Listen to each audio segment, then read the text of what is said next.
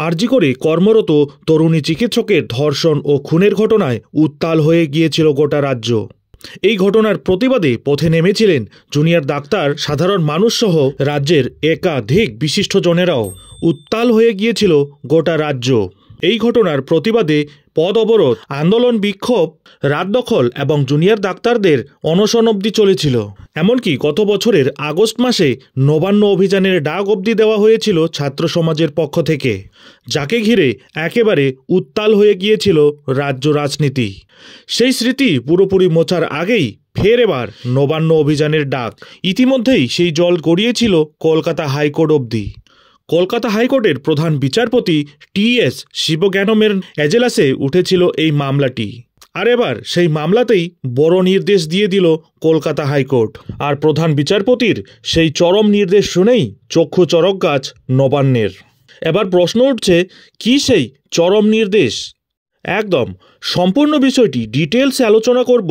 তার আগে চ্যানেলে নতুন হলে চ্যানেলটিকে সাবস্ক্রাইব করুন এবং বেল আইকনটি বাজিয়ে অল নোটিফিকেশন অন করে দিন এই ধরনের গুরুত্বপূর্ণ আপডেটগুলি ঠিক সময় মতো পেতে। আপনারা জানেন, নিয়োগে বেনিয়ম থেকে শুরু করে আরজিকর কাণ্ডসহ একাধিক ইস্যুতে নবান্নে অভিযান চালিয়েছেন আন্দোলনকারীরা। সেসব ঠেকাতেই রীতিমতো বেগ পেতে হয়েছে পুলিশকেও। আর এরই মধ্যে গঙ্গাসাগরের আবহে নতুন করে যাতে কোনো নবান্ন অভিযান না হয় সেই দাবিতেই জনস্বার্থ মামলা করা হয়েছিল। বলা হয়েছিল নবান্ন অভিযান করা যাবে না। এই দাবিতেই জনস্বার্থ মামলা দায়ের হয়েছিল কলকাতা হাইকোর্টে। তবে বৃহস্পতিবার সেই আবেদন খারিজ করে দিল আদালত। প্রধান বিচারপতি স্পষ্ট করে জানিয়ে দিলেন, এই শহরের মানুষেরা মিটিং মিছিলে অভ্যস্ত এবং দীর্ঘদিন ধরেই এসব চলছে, আর এর মধ্যেও তারা শান্তিপূর্ণভাবেই থাকেন। তাই নবান্ন অভিযান বন্ধ করার প্রয়োজন আছে বলে মনে করছে না আদালত। প্রধান বিচারপতি জানান, রাজ্যের মানুষ অনেক সহনশীল, মিটিং মিছিলের সঙ্গে পরিচিত, তাই নবান্ন অভিযান বন্ধ করার কোনো প্রয়োজন নেই। এদিন জনস্বার্থ মামলা খারিজ করে স্পষ্ট জানিয়ে দিল কলকাতা হাইকোর্ট। তবে শান্তি শৃঙ্খলার বিষয়টি দেখা রাজ্যের কাজ বলেই জানিয়েছেন প্রধান বিচারপতি। তিনি জানান, কোনো রকম সমস্যা বা বিশৃঙ্খলা তৈরি হলে তার দায় নিতে হবে প্রশাসনকেই। নিয়োগে দুর্নীতি, আরজিকর কাণ্ডসহ একাধিক ইস্যুতে নবান্নে অভিযানের কারণে একাধিকবার রীতিমতো অস্বস্তিতে পড়েছিল রাজ্য প্রশাসন। বেগ পেতে হয়েছে পুলিশকেও। এরই মধ্যে গঙ্গাসাগর মেলার আবহে নতুন করে যাতে কোনো নবান্ন অভিযান না হয় সেই দাবিতেই কলকাতা হাইকোর্টে মামলা হয়েছিল। কিন্তু এদিন এই আবেদনকে পাত্তাই দিল না আদালত। মূলত গঙ্গাসাগর মেলার সময় নবান্ন অভিযান হলে পুণ্যার্থীদের সমস্যার কারণ দেখিয়ে বাতিলের আবেদন জানানো হয়েছিল। তবে প্রধান বিচারপতির এজলাসে ঢপেই টিকল না সেই আবেদন। অ্যাকচুয়ালি গঙ্গাসাগরে যে সকল পুণ্যার্থীরা যান তারা ফিরে কালীঘাটে যান। এই পরিস্থিতিতে যদি নবান্ন অভিযান হয় তাহলে তাদের অসুবিধা হতে পারে। এই দাবিতে উচ্চ আদালতের দ্বারস্থ হয়েছিল গঙ্গাসাগর তীর্থযাত্রী সংযুক্ত কমিটি। এদিন সেই মামলাতেই বড় রায় দিল কলকাতা হাইকোর্টের প্রধান বিচারপতি টি.এস. শিবজ্ঞানমের বেঞ্চ।